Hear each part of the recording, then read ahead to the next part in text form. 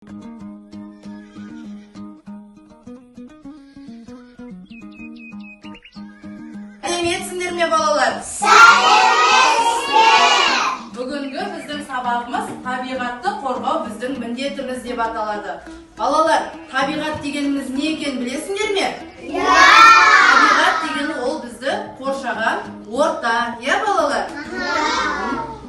Қазақстан туған өлкем, жер көп сендей көркем, көрсін деп күллі әлемге, жалауыңды желге желпем. Көз алдыңда мөлдір тау мұнартып, аспанымда аққудың әні қалқып, құшақтап бір өзіңді туған далам, жатамын көк шалғында жаным балқып. Балалар, табиғат адам баласын дүниеге келтіріп, бойындағы бар махаббат, мейірімін, шұғылалы шуағын жүрегімізге ұялатқан аяулы ана. Ендеше балалар, табиғат жайында сендердің бір-екі ауыз сөздеріңді тыңдайын. Ендеше Алихан кәні табиғат туралы өз ойыңды айта қойшы кәні.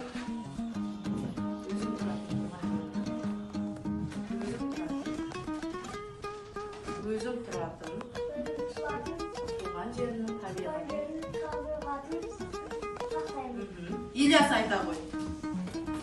Мен ағаш екенді ұнатамын. Жасыл желегін күтемін дейді. Ал Елдос айта қой.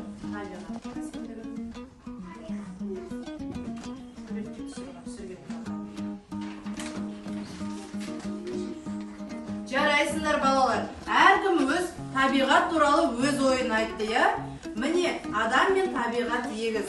Табиғатты асыраушың, қамқоршың деуге де болады. Ата-бабамыз жер қазына, су алтын, мал байлық деп бекер айтпаған. Күнделікті ішіп жеген тамағымыз, үстіміздегі киіміміз, астымыздағы мініп жүрген көлігіміз, және де жазатын қағаздарымыздың бәрі, тыныс алатын ауамыз, пайдаланатын дәріміздің бәрі, осылардың бәрі табиғаттың бізге берген жомарт сыйы екен. Сондықтан да біз оны аялап, қорғап жүруіміз керек. Ал ендеше балалар, кәні орнымыздан тұрып, шаттық шеңберін жасап алайық, Кәні самал жер бізді тербетші. Самал жер бізді тербетші. Күн нұры бізді жарқырат. Күн бізді жарқырат. Таза ауа бізге дем берші. Таза ауа дем берші. Мөлдір су бізді салқындат. Мөлдір су бізді салқындат. Жарайсыңдар балалар, ал ендеше орнымызға отырамыз. Ал балалар, көзімізді бір сәтте жұмып, табиғи құстар әлеміне саяхат жасайықшы кәні. 1, 2, 3 кәні көзіміз жұмамыз бәріміз. Тегіс жұмамыз.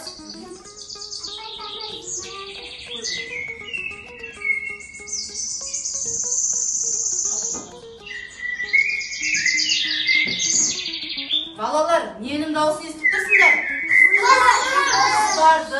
Құстардың дауысы көп пе екен?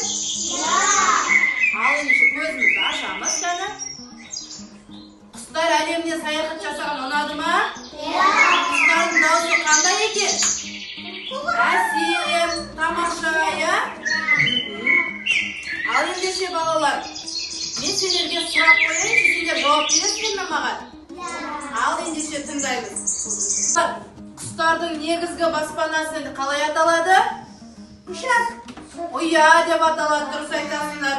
Ал балалар, қандай құсты қат тасушы етіп бізде пайдаланған? Қандай құсқа қаттарды беріп тасытқан бұрынғы заманымызда?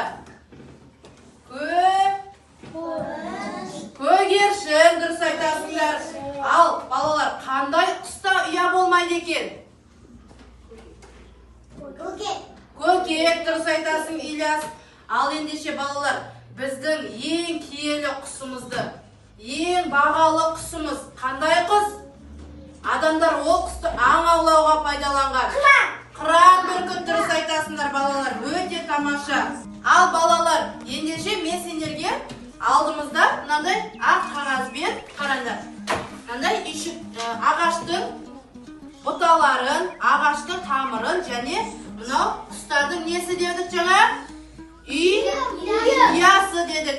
осыларды мынау ағашқа қана топтасып бәріміз құстарға ұя жасайық. Қана алдымыздағы желімдерімізді алып, мынау алдымыздағы ақ қағазымызға жабыстырамыз. Қана бәріміз бірге топтасып, міне бірге, бәріміз бірге. Біреуіміз желімді аламыз, біреуіміз ағаштың бұталарын аламыз, біреуіміз үйшікті жабыстырамыз. Солай ма, балалар? Ал, қана топтасып, жылдам қана. Бәріміз жабыстырамыз. Томи, жақында. Алдияр, жақында.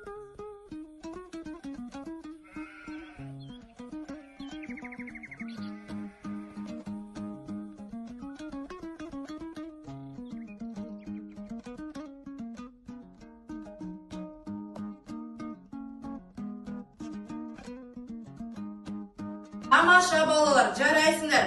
Әрқайсың құстардың ұяларын жасап, құстарға келуіне дайындап қойдық. Солай ма?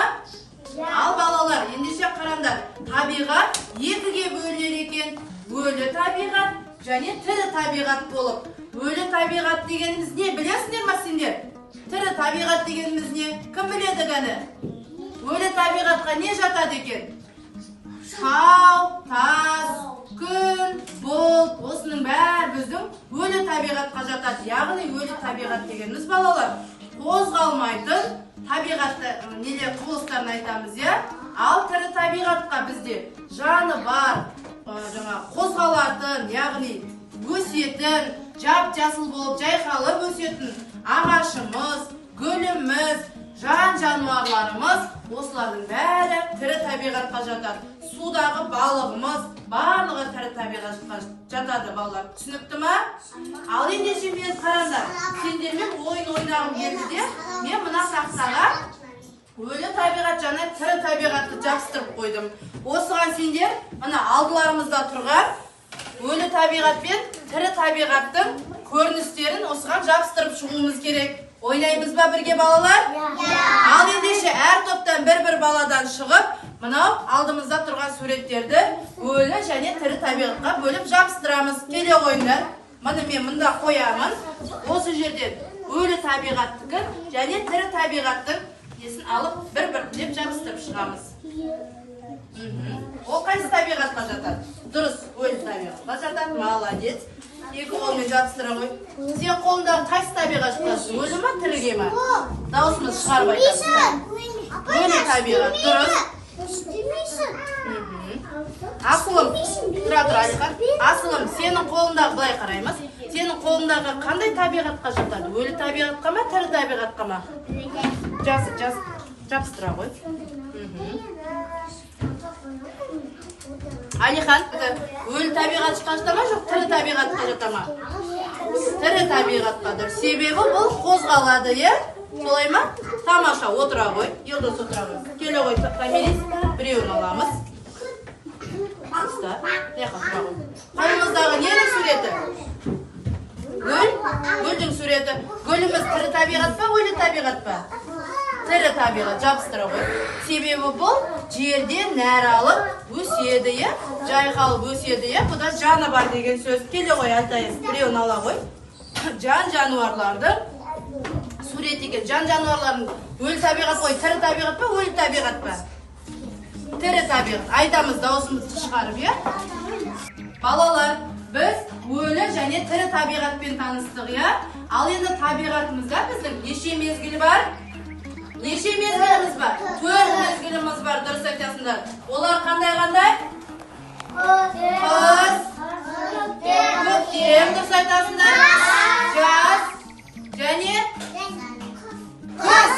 күз мезгілі бар, Ал енді мен сендерге осы 4 мезгілге байланысты кішкене ғана ойын дайындап қойдым. Қараңдар, сендердің әр қайсыларының алдыларында мынандай мезгілдерге берілген суреттер тұр. Осы суреттер бойынша сендер мына алдымыздағы суреттерді сәйкестендіреміз. Келістік па? Ал енді кімнің ойы ұшқыр екен, кім жылдам екен көрейік. 4 парта болып жарысамыз. Мезгілді жабыстырыңдар кәні? Күз мезгілі, дұрыс айтасыңдар. Кәні, мына топ болды ма екен, 3-ші топ? Сендер қай мезгілді жабыстырыңдар? Жаз мезгілі, дұрыс айтасыңдар. Ал 2-ші топ қай мезгілді жабыстырыңдар? Қандай мезгіл? Көктем мезгілі. Ал, бірінші топ. Қандай мезгіл жабыстырдық? Қыс мезгілі.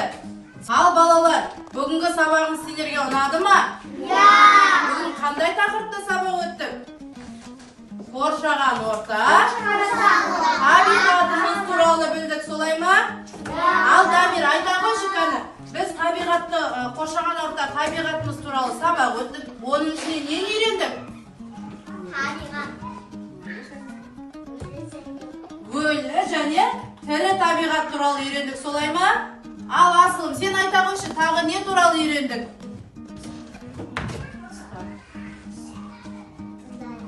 Даусың шығарды. Құстар туралы айттық. Кәні тағы да қандай сабақ туралы өттік, тағы да не үйрендік біз? 4 мезгіл туралы үйрендік, оның ішінде қыс айларын айттық, және күз мезгілін айттық, көктем мезгілін, жаз мезгілі туралы айттық, солай ма? Жарайсыңдар балалар. Ал ендеше сабағымызды қорытындылай отырып балалар, қараңдаршы. Біз өзіміздің тұрған ортамыз, қоршаған ортамыз, табиғатымыз таза ұстауымыз керек па? Ал ол үшін біз не істеуіміз керек? Жердегі жатқан қоқыстардың бәрін жинауымыз керек, солай ма?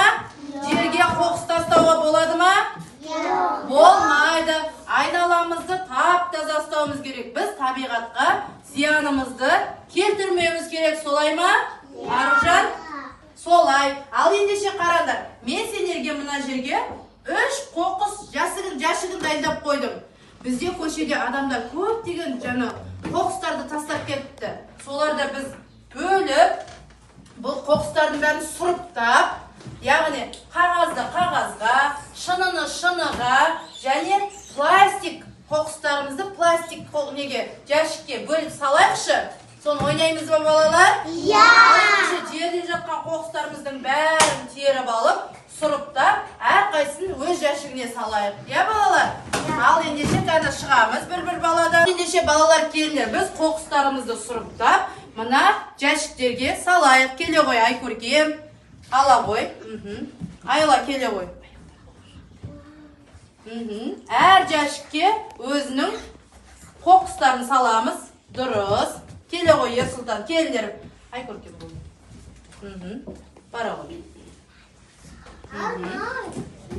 Иляс. Жабыстырамыз. Ала ғой. Кәні, жабыстырып болғанымыз мына жерді босатайық, балалар? Көрінбей қалды бізге айтпесе. Дұрыс, кәні. Иляс, кесіз. Дастан, келе ғой. Сенгі қайсына жабыстырасың, кәні? Қағаз ба, шыны ма, әлде пластик пекен? Жабыстыра ғой. Дұрыс, отыра ғой.